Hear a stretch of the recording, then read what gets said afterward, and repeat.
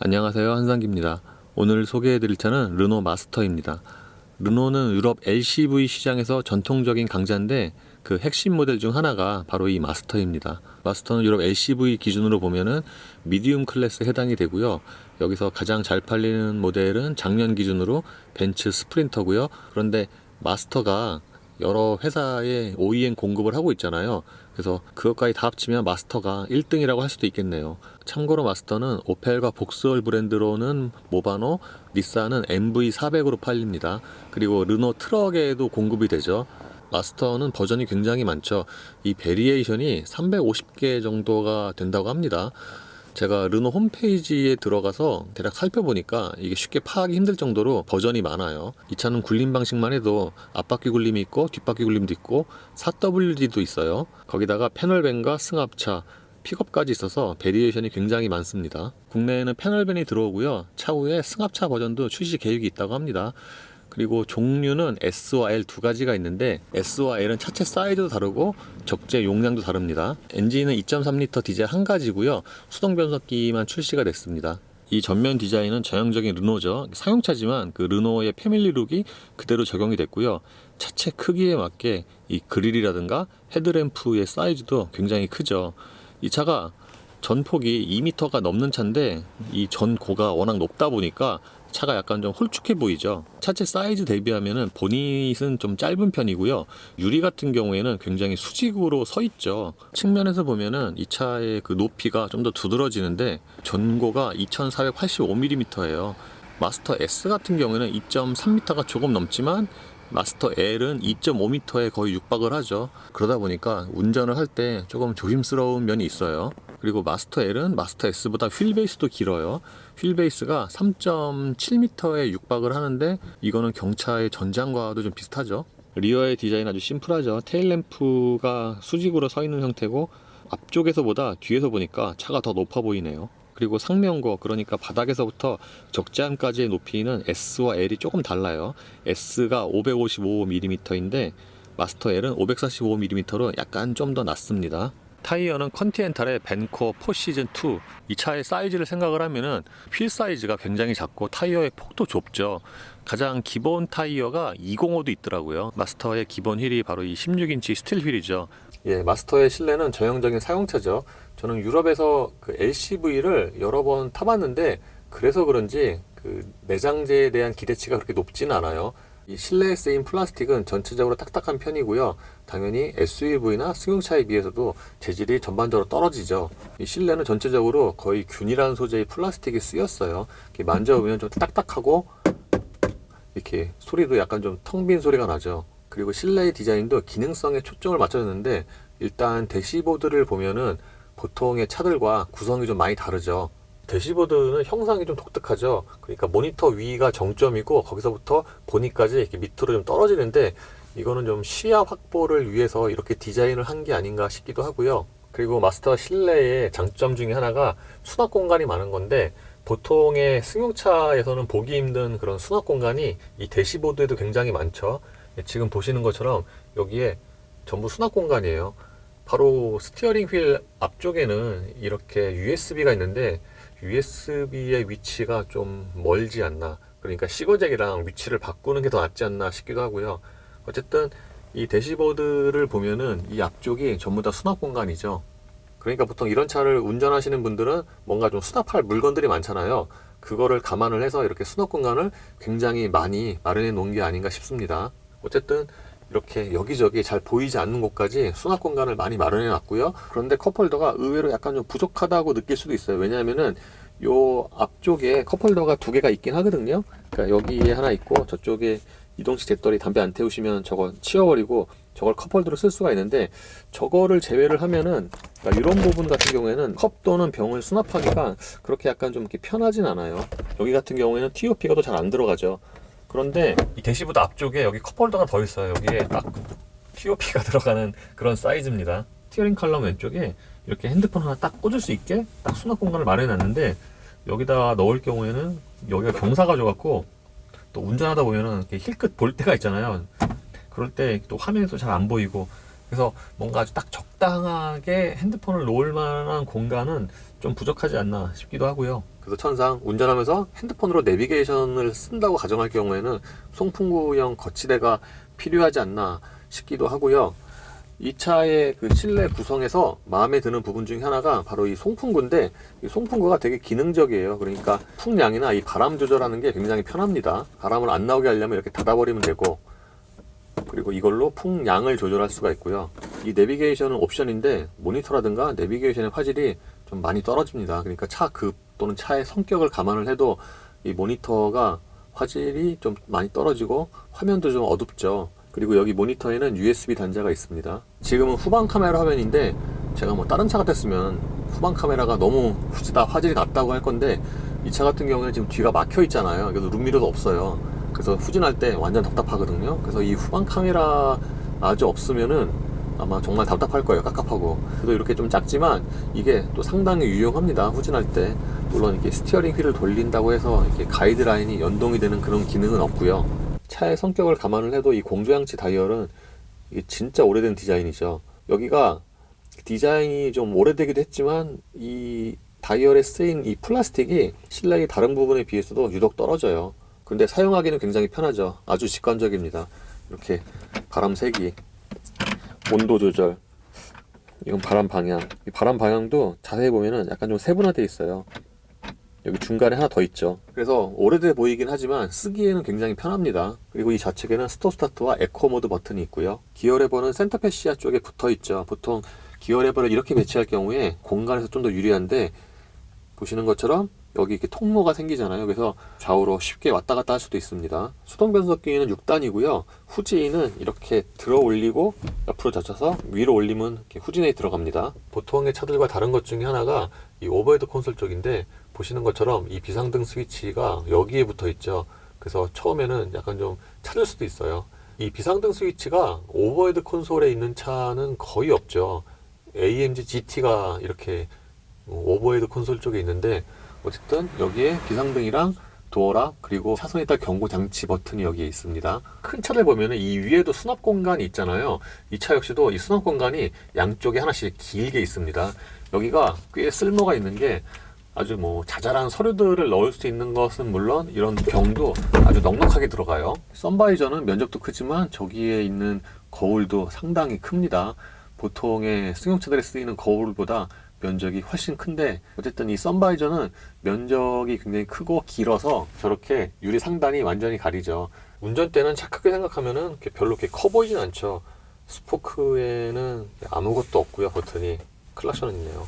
그리고 이 림이 좀 딱딱하고 재질이 손에 땀이 나면은 좀 미끄럽습니다. 그래서 여름에 운전할 때는 장갑을 껴야 되는 게 아닌가 싶기도 하고요. 다른 시승기 때도 말씀을 드렸지만 이 운전대의 각도는 그 차의 그 스포츠성과 좀 비례를 하거든요. 예를 들어서 이거보다 더 큰 뭐 덤프 트럭은 운전대가 더 이렇게 뉘어 있잖아요. 뭐 포르쉐 같은 차는 거의 90도로 서 있고, 근데 이 차는 일반적인 SUV나 뭐 승용차에 비해서도 이렇게 많이 누워 있죠. 그러다 보니까 운전하는 감각도 좀 트럭을 모는 느낌, 그런 느낌이 있어요. 오디오 조절 버튼은 이 운전대 뒤에 있죠. 이게 다른 르노차와 동일한데 이게 익숙해지면은 상당히 편합니다. 와이퍼 레버 위든 아래든 브랜드에 따라 좀 다르긴 하지만 한 번만 젖히면은 딱 한 번만 움직이는 그런 모드가 있잖아요. 근데 이 차는 그게 없어요. 그리고 와이퍼 레버 끝에 있는 버튼 두 개는 그 계기판 내의 그 트릭 컴퓨터 버튼입니다. 계기판은 진짜로 단순 명료한 디자인이고요. 눈에는 잘 들어옵니다. 이 실내에서 가장 오래된 디자인이 아까 그 공조양치 다이얼과 이 계기판이 아닌가 싶네요. 그 밑에 있는 작은 액정은 트릭 컴퓨터인데 생각보다 이렇게 메뉴는 많아요. 이거는 지금 현재 연비,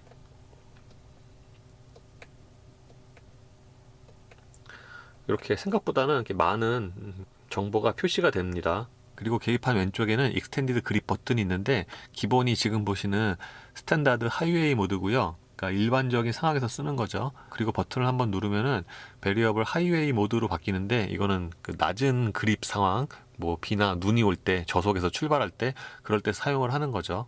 지금 보시는 것처럼 도어는 상당히 크게 열리죠. 프랑스 차들의 특징인 것 같은데, 저 도어 같은 경우에는 열릴 때 각도가 이렇게 약간 바깥쪽으로 이렇게 삐스듬하게 더 기울어져 있잖아요. 저렇기 때문에 좀 더 그 들어가는 공간이 크게 느껴지는 것 같아요. 그리고 이 차 같은 경우에는 말 그대로 올라타는 거죠. 캐딜락 에스컬레이드 정도만 해도 올라탄다고 표현을 해야 되는데 이 차는 그거보다 더 높죠. 근데 저 발판 때문에 타고 내리는 게 그렇게 어렵진 않아요. 이 시트의 마운트만 봐도 보통의 차들보다 껑충하죠. 그래서 동반 좌석의 경우에는 이 시트 밑에도 웬만한 큰 물건을 넣을 수 있을 정도의 수납 공간이 있습니다. 시트는 크기가 넉넉한 편인데 보는 것과는 달리 저 쿠션의 길이는 약간 좀 짧은 편이에요. 그래서 이따가 운전할 때 보시면 아시겠지만 그 허벅지 뒤쪽이 약간 좀 남아요. 그리고 소재는 직물인데 그 직물의 느낌이 그렇게 좋은 편은 아니고요. 시트의 조절은 모두 다 수동식입니다. 도어의 크기가 상당하죠. 이 차가 높다 보니까 당연히 이 도어도 비례해서 커지는데 상하의 높이가 상당합니다. 도어 트림에도 수납 공간이 3개나 있어요. 이쪽에도 작은 수납 공간이 있고 이 중간에도 있고요. 그리고 흔히 말하는 도어 포켓의 용량도 굉장히 크죠. 여기에 병을 한 4개는 넣을 수가 있을 것 같아요. 유리는 운전석 내리는 것만 원터치예요. 보통 유럽 차들은 차 급에 상관없이 거의 다 유리 모두에 원터치 유리를 적용을 하는데 약간 좀 의외죠. 풋레스트의 넓이나 위치는 상당히 좋은 편이고요. 이 페달 3개는 보통의 그 승용차들과는 좀 디자인이 좀 다르죠. 조금 전에 말씀을 드린 것처럼 이 동반 좌석 시트 밑에도 공간이 굉장히 크죠. 이 마운트 자체가 높다 보니까 이 밑에도 공간이 상당해요. 저만 해도 저 백팩이랑 삼각대를 여기다 이렇게 밀어 넣을 수가 있어요. 동반 좌석 시트는 운전석보다 시트가 좀 못해요. 일단 쿠션의 길이가 많이 좀 짧아요. 지금 운전석 시트를 앞쪽으로 밀어놓기도 했지만 실제로도 이 동반 좌석 쪽의 시트의 쿠션이 좀 많이 짧습니다. 거기다가 등받이 각도도 조절이 안 되기 때문에 앉아 있으면은 뭔가 약간 좀 벌 받는 느낌도 들고 그래요. 가운데 시트는 이렇게 접을 수도 있어요. 그러니까 여기를 테이블로도 활용을 할 수가 있는 거죠. 여기에도 컵홀더가 2개가 있네요. 그리고 이 격벽에는 옷 같은 걸 걸 수 있는 이렇게 고리도 마련이 되어 있죠. 이 격벽은 굉장히 좀 얇은 철판입니다. 이 측면의 슬라이딩 도어는 상당히 크게 열리죠. 이 슬라이딩 도어의 그 열림 정도도 S와 L이 좀 다릅니다. 유럽에는 양쪽 모두 열리는 듀얼 슬라이딩도 있는데 국내에는 이렇게 싱글 슬라이딩만 들어옵니다. 이 마스터 L은 적재함의 용량이 어마어마하죠. 일단 높이가 높다 보니까 진짜 굉장히 많은 물건을 실을 수가 있을 것 같고요. 이 적재함의 그 높이가 1.9m가 넘거든요. 그러니까 저같이 177의 남자가 저기에 올라가서 서도 머리 공간이 주먹 2개 정도 남는 것 같아요. 그 정도로 적재함의 용량이 넉넉합니다. 이 양쪽으로 열리는 문은 S와 L이 좀 다른데 S는 180도로 열리고 L은 270도로 열립니다. 그러니까 문이 저쪽으로 완전히 젖혀지죠. 그러니까 기본 상태에서는 문을 열면은 여기에 이렇게 딱 걸리게 돼 있죠. 그런데 완전히 젖혀서 열려면은 이 상태에서 이걸 이렇게 젖히면은 이 문이 이렇게 270도로 열립니다. 저쪽도 마찬가지고요. 그러니까 좁은 공간에서 문을 활짝 열고 짐을 실을 때 좀 더 편리하겠죠. 이 적재함의 실내를 보면은 뭔가 꾸미기 쉽고 변경하기가 쉽게 그렇게 기본적으로 설계를 한 것 같아요. 이 안쪽에는 이렇게 조명도 하나가 달려 있습니다. 그리고 이쪽 벽에는 12V가 하나 마련이 되어 있고요. 예, 요즘의 수동차는 보통 클러치 페달을 밟아야 시동이 걸리는데 이 차는 클러치 페달 안 밟아도 그냥 시동이 걸려요. 제 차 95년식 아반떼만 해도 클러치 페달 밟아야 시동이 걸리거든요. 근데 이 차는 그냥 시동이 걸리죠. 공회전 때의 엔진 소음은 크죠. 엔진 소리가 되게 귀에 잘 들어오기도 하지만 그 소리 자체가 좀 되게 큽니다. 뭐라 그러죠? 그 음색이 두꺼우면서도 좀 넓게 퍼지고요. 다른 말로 하면은 이 차는 그 공회전 때 그 회전수가 좀 높은 게 아닌가 싶기도 하고요. 이게 지금 눈금이라서 정확하게 대략 뭐 한 750, 800 정도 같은데, 그러니까 들리는 걸로는 뭔가 공회전 때 엔진 그 회전수가 좀 높다고 느껴져요. 반면에 이 진동 같은 경우에는 그 의외로 억제가 잘 돼 있어요. 이 운전대로는 진동이 좀 이렇게 파장이 크게 전달이 되긴 하지만 이거는 디젤 엔진의 SUV라면은 뭐 이 정도인 차들도 많거든요. 그리고 무엇보다도 이 시트로 전달되는 진동이 꽤 적은 편입니다. 그래서 공회전 때의 소음은 이 차의 성격을 감안을 하면은 괜찮다고 말씀을 드리겠고, 진동 같은 경우에는 꽤 좋은 편입니다. 예, 아까 말씀드린 것처럼 이 차 후진할 때 좀 굉장히 조심스럽죠. 이 차가 지금 되게 길잖아요. 그래서 지금 사이드 미러를 보면은 굉장히 저 끝이 멀리 보여요.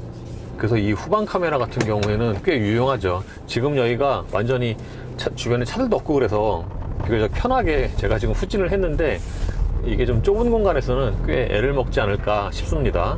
이 차의 파워트레인은 2.3L 디젤 엔진과 6단 수동 변속기로 조합이 되는데, 이 디젤 엔진은 2010년에, 그러니까 이 차가 처음 데뷔를 했을 때 현행 3세대가 그때 이 차에 처음 적용된 엔진이에요.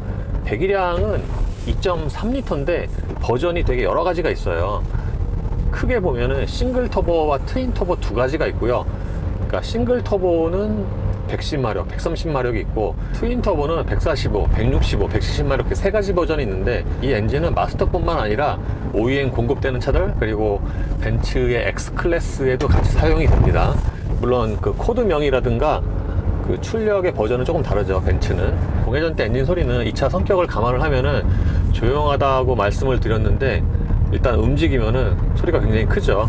그러니까 대략 한 2000rpm 정도까지는 그냥 괜찮은데, 이 이상 넘어가면은 소리가 이제 확 하고 커지니까 회전 질감도 보통 뭐 이런 차들이 그렇긴 하죠. 좀 떨어지고, 무엇보다도 그 회전 수도를 높이 올리면은 뭔가 좀 이렇게 부대끼는 느낌 있잖아요. 그런 게 있어서 그 이상의 좀 회전수를 사용하기에는 약간 좀 부담스럽습니다. 그래서 대략 2000rpm 이하에서 이렇게 변속을 하고 다니면은 생각보다는 이렇게 조용한 편이에요. 물론 승용차들과 비교는 할 수 없죠. 보통 이 노면에서 80, 90으로 달리면은 타이어 소음이 가장 크게 들린다고 제가 항상 말씀을 드렸잖아요. 근데 이 차는 그 소리보다는 그 차체에서 나는 여러 가지 소리들이 더 커요. 예를 들어서 그 철판 부딪히는 소리, 그 적재함에서 그 소리도 그렇고, 그 서스펜션 덜컹덜컹 하는 소리, 그리고 이 차가 여기저기서 플라스틱이 이제 부딪히는 소리들이 좀 있거든요. 그러니까 그런 소리들이 그 타이어 소음보다 더 크게 들립니다. 이 차가 시트 포지션이 높잖아요. 그래서 운전석에 앉으면은 시야가 되게 좋아요. 전방 시야, 이렇게 완전히 이렇게 내려다보는 그런 시야. 시트 포지션이 어느 정도로 높냐면은, 제가 어제 오늘 운전하면서 이렇게 옆에 지나가는 차를 보니까, 일단 스타렉스 같은 차는 완전 이렇게 밑으로 이렇게 내려다보고요. 그 마이티 있잖아요. 마이티와 거의 비슷하지 않나, 눈높이가. 마을버스와 비교해도 되겠네요. 그 정도로 이 시트 포지션이 높습니다. 그래서 뭐 주정차 할 때는 애먹겠지만, 이렇게 그냥 간선도로에서 앞으로 갈 때는 굉장히 좋죠. 이 좌우의 시야도 좋고, 물론 이 사이드미러 밑에 보조미러가 더 달렸잖아요. 이게 없었으면 아마 그 밑에 쪽, 그러니까 손잡이 있는 부분이 안 보였을 건데, 그거를 감안을 해서 밑에 그 보조 거울을 하나 더 달았거든요. 그래서 주정차 할 때 이게 좀 도움이 되긴 합니다. 이 차가 하체는 덜컹덜컹하고 높이가 있다 보니까 뭔가 여러 가지 뭐 롤링, 바운시 이런 게 많은 편인데, 그거 생각을 하면은 그 의외로 또 코너는 잘 돌아요. 제가 어제 오늘 몇 번 돌아봤는데, 차 높이 생각하면은 이 코너 돌 때 되게 많이 확 기울 것 같은데 또 그렇진 않아요. 물론 차가 높다 보니까 코너 돌 때는 조심을 해야죠. 코너에 진입을 하면은 뭔가 무게중심이 저기 위에 있구나 라는 생각이 절로 들고, 그리고 이 차가 지금 빈 차잖아요. 아마 짐을 실을 경우에는 이렇게 모션이 좀 더 달라지겠죠. 클러치 페달의 무게는 적당한 편이에요. 보통 이렇게 큰 차는 클러치 페달도 되게 무거울 것 같은데 그 정도는 아니고요. 그래서 뭐 이렇게 자주 밟고 그래도 이렇게 왼쪽 다리에 그렇게 무리는 안 가요. 보통 차의 출력과 클러치 페달의 무게는 좀 비례하는데, 이 차는 그냥 적당한 것 같아요. 그리고 이 차 클러치 페달이 그렇게 민감하지가 않아요. 보통 디젤 차들은 토크가 높아서 뭐 클러치 미트 시점이 그렇게 예민하고 그러진 않은데, 이 차 같은 경우에는 클러치 페달을 이렇게 살살 띄면은 가속 페달 안 밟아도 이렇게 출발이 가능해요. 그러니까 오토매틱으로 치면은 클리핑 같은 거죠. 그리고 클러치 페달의 거리라고 하죠. 그 거리도 적당한 편이고요. 이 기어 같은 경우에는 처음에 운전할 때는 약간 좀 그 3단 또는 5단에서 좀 헷갈렸거든요. 그러니까 2단에서 뭐 3단 가거나 4단에서 5단 갈 때 약간 좀 그 기어 그 들어가는 부분이 약간 좀 불분명한 곳이 있는데, 좀 운전하다 보니까 이것도 이제 익숙해지네요. 물론 이게 승용차처럼 이게 딱딱 뭐 이렇게 들어가는 맛이 좋다 뭐 이런 건 아니죠. 이 차의 가속력은 생각보다 괜찮은 편이에요. 아무래도 이 차가 공차 상태이기도 하지만 생각보다 이 차가 무겁지가 않아요. 그 차체 중량이 2톤을 조금 넘는 수준인데, 그러니까 생각보다 별로 안 무겁죠. 사실 2톤 넘는 SUV도 이렇게 허다하잖아요. 그런데 이 차는 공차 상태에서는 그렇게 차가 무겁지가 않고, 그리고 저속에서부터 토크가 잘 나오고 또 수동 변속기라서 생각하는 것보다는 순발력은 괜찮습니다. 물론 속도가 높아질수록 그 가속력이 저하되는 게 다른 차들보다 더 빨리 다가오고요. 의외로 그랜드 스타렉스 하이 리무진 있잖아요, 높은 거, 그거와 정지에서 150km까지의 가속력이 뭐 거의 비슷해요. 이게 당연한 얘기지만 이게 운전 자세는 보통의 이제 승용차나 SUV들과 좀 다르죠. 아무래도 이게 운전대 각도 때문에 더 그런 것 같은데, 페달과도 또 관계가 있거든요. 그래서 운전할 때는 보통의 그 차들과는 운전 자세가 좀 다르죠. 이 거리도 좀 다르게 설정을 해야 되고, 제가 보통 이 브레이크 페달을 꼭 밟았을 때를 기준으로 해서 이 운전대의 그 슬라이딩 정도를 결정을 하는데, 이거에 맞추면은 이 운전대가 좀 멀어요. 보통 이렇게 하잖아요. 근데 이렇게 안 되죠. 이게 좀 조절이 되면 좋은데 그 조절은 안 되니까, 그래서 이렇게 앞으로 갈 때는 상관이 없는데 회전하고 그럴 때는 뭔가 이렇게 운전대를 돌릴 때의 그 자세가 좀 어색해지죠. 드라이브 모드는 노말과 에코 두 가지가 있는데, 지금이 노말이고 이 에코 버튼을 누르면은 에코 모드로 전환이 되는데, 여기 이제 불이 들어오죠. 그럴 때는 보통의 차들처럼 이 가속 페달의 초기 반응이 둔감해지는데, 이 차는 그 엔진 출력 자체가 좀 주는 것 같아요. 물론 이게 노말과 아주 큰 차이는 아니지만 스로틀을 똑같이 밟았다고 가정했을 경우에 그 나오는 반응이 좀 둔화가 됩니다.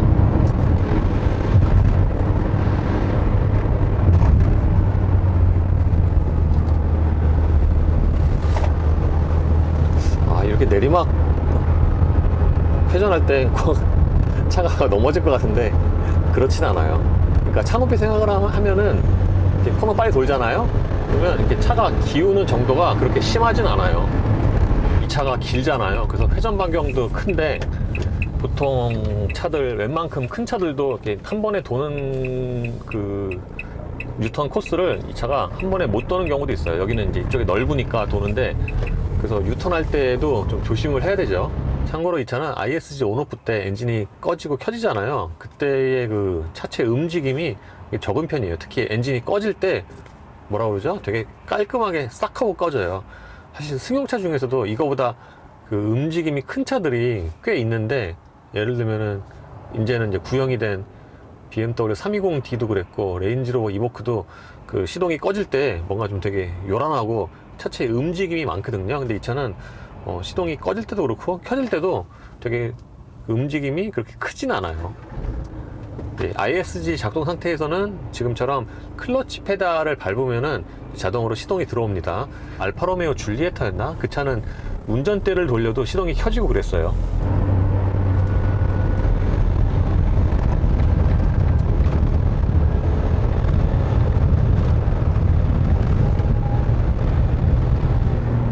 예, 지금 마지막이어서 아까보다 코너에서 속도를 조금 내봤는데, 차가 그 성격을 감안을 하면은 전자장비 제어가 조금 나중에 들어오네요. 나중에 들어오기도 하지만 뭔가 되게 짧고 굵게 확 하고 들어왔다가 또 금방 빠지고요. 이 차는 차선 이탈 경고 장치가 있는데 말 그대로 이렇게 경고만 해주는 거죠. 그러니까 시속 60km 이상의 속도에서 활성화가 되고요. 활성화가 됐을 때는 이 계기판에 차선 표시가 그림으로 뜨고요. 그리고 방향 지시등을 안 켜고 이제 넘어가면은, 지금 뒤에 없으니까 제가 임의로 해보면은 이렇게 타이어가 차선을 딱 넘었을 때 또는 그 닿았을 때 방금 들으신 것처럼 이렇게 경고음이 울리는 거죠. 이 기능을 끄고 싶을 때는 여기 버튼을 누르면 되고요. 톱기어 6단으로 시속 90km를 달리면은 엔진 회전수가 대략 1800rpm 정도가 되는데, 이때가 그 엔진 소리가 가장 괜찮은 것 같아요. 그러니까 엔진 소리가 가장 적게 들리는 그 회전수 같아요. 이거보다 그 회전수가 높아지면, 예를 들어서 지금이 대략 3000rpm인데 이때가 되면은 엔진 소리가 그 2000rpm일 때보다 더 한결 커지죠. 그러니까 엔진 소리가 커지기도 하지만 뭔가 이렇게 좀 버거운 그런 회전 질감이기 때문에 조금 부담스러울 수 있습니다. 그리고 당연히 엔진 회전수가 높아지면은 그와 비례해서 이 진동도 좀 늘어나니까 좀 더 피곤할 수 있겠죠. 그러니까 공회전 때의 진동은 꽤 괜찮은 수준인데 회전수를 높게 쓰면은, 그러니까 엔진이 떤다기보다는 차 전체적으로 좀 진동이 밑에서 올라오는 것 같아요. 그리고 지금 보니까 이 사이드 미러의 그 위에 큰 거울은 의외로 면적은 넓은데 그 사각지대가 좀 있어요. 그래서 사각지대를 확인을 하려면은 이 밑에 있는 그 볼록 거울 있잖아요. 이거를 좀 같이 보는 게 좋겠네요. 이거는 면적은 큰데 의외로 좀 사각지대가 좀 있는 편입니다. 예, 어제 오늘 르노 마스터를 시승을 했습니다.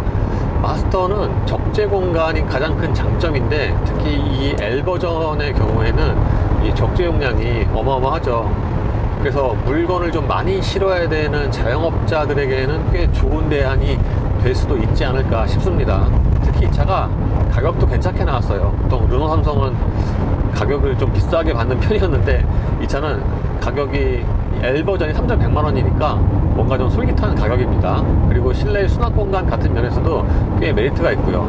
단점으로는 이게 역시 수동 변속기인데, 국내에는 지금 수동 변속기만 있잖아요. 그러다 보니까 좀 선택을 할 때 걸림돌이 될 수가 있죠. 특히 이런 차는 이제 운전을 많이 하잖아요. 그러다 보니까 이제 수동 변속기에서 선택을 할 때 약간 좀 이것 때문에 포기를 할 수도 있지 않을까 싶습니다. 국내에 자동 변속기 사양이 들어온다는 말도 있는데, 제가 알기로 현지에서 엄밀히 보면은 자동 변속기 사양이 없거든요.